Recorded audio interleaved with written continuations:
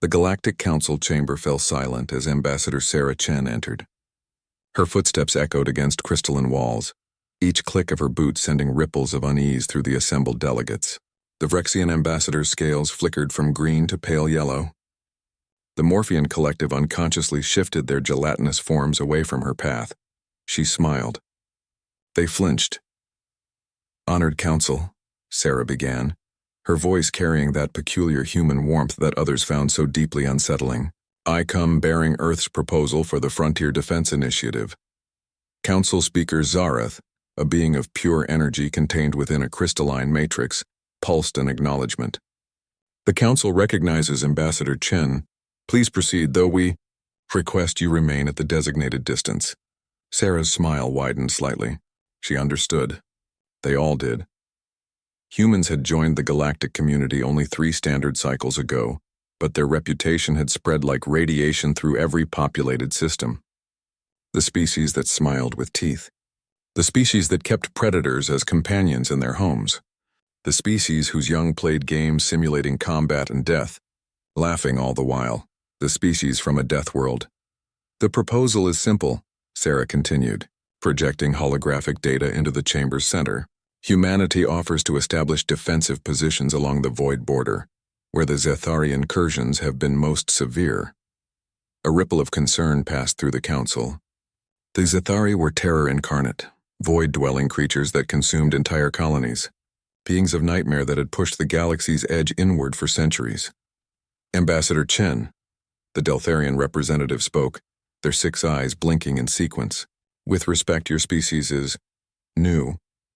The Zethari have destroyed civilizations that had mastered star travel for millennia. What makes humanity believe they can succeed where others have failed?" Sarah's expression never changed, but something in her eyes did. Something that made the entire council suddenly remember that humans had forward-facing eyes, that they had evolved chasing prey across endless plains until their victims collapsed from exhaustion, that they had climbed to the top of their world's food chain not through venom or claws, but through pure, relentless persistence. "Because we recognize them," Sarah said softly. The chamber went deathly quiet. The Zethari hunt in packs. They test defenses. They learn patterns. They isolate the weak. Sarah's voice remained pleasant, conversational even. "You see them as monsters. We see them as wolves. And humans? We've been dealing with wolves for 50,000 years. A young Vrexian in the observation gallery, barely past their first molt, couldn't contain their curiosity. Their voice chirped out innocent and clear. Why does the apex wear a human mask? The cub's parent yanked them back, horrified, but Sarah's laugh rang through the chamber, genuine, delighted, utterly human. Several delegates visibly trembled. Your child asks a fair question, Sarah said, turning her gaze to the gallery. The young Vrexian met her eyes for a heartbeat before instinct made them look away. The answer is we don't. She tapped a control and the holographic display shifted. Images filled the chamber, Earth's history in brutal clarity. Predators brought to extinction. Oceans crossed on wooden planks. Mountains conquered because they were there. Nuclear fire harnessed. The cold void of space breached with nothing but controlled explosions and mathematics. This is not a mask, Sarah continued.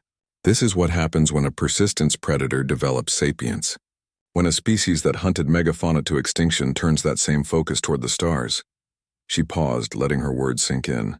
We are not pretending to be civilized despite our nature. We are civilized because of it. Council Speaker Zareth pulsed uncertainty. You speak of violence as if it were a virtue. Not violence, determination. Sarah's eyes swept across the council.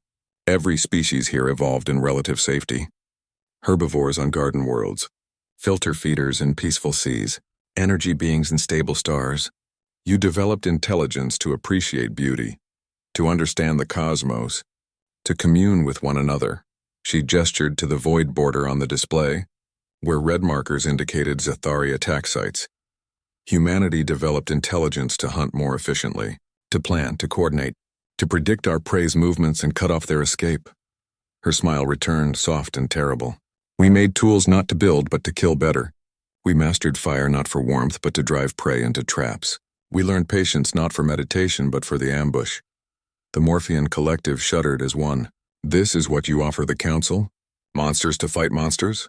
No, Sarah's voice hardened. We offer you something the galaxy has never had. A species that understands what the Zethari truly are. Not supernatural demons, not incomprehensible horrors. She leaned forward slightly and the entire council recoiled. Just another apex predator, and there's only room for one at the top of the food chain. Silence stretched like a singularity's event horizon. Finally, Zareth spoke. And after the Zethari? What prevents humanity from turning that predatory nature upon us? Sarah's expression softened genuinely, because the thing you fear most about us is also what makes us trustworthy. Yes, we are predators, but we are also pack animals. We bond, we protect. We would die for those we consider ours. She gestured at the council. 3 cycles ago, you accepted us into this community. That made you pack. She stood straighter, voice resonating with conviction. Humans don't wear masks, Speaker Zareth. We don't pretend to be something we're not. We are exactly what we appear to be.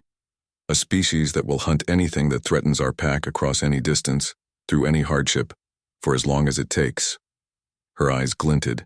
These Zethari have been apex predators for millennia, but they've never met humans before. They've never met something that hunts predators. The young Vrexian's voice piped up again, bolder now. Are you really not monsters? Sarah's smile was warm, genuine, and somehow that made it more frightening. No, little one. We're something far more terrifying. She paused, her expression almost gentle. We're friends. The council vote was unanimous. Humanity would guard the void border. As Sarah Chen left the chamber, delegates whispered among themselves. The predator beneath her skin hadn't been hiding at all. It had simply been waiting, patient, persistent, and utterly, terrifyingly human, for the moment it was needed. Behind her, the young Vrexian watched the human ambassador disappear down the corridor and felt something unprecedented. Hope, after all. If apex predators could be friends, perhaps the galaxy had found its guardians at last.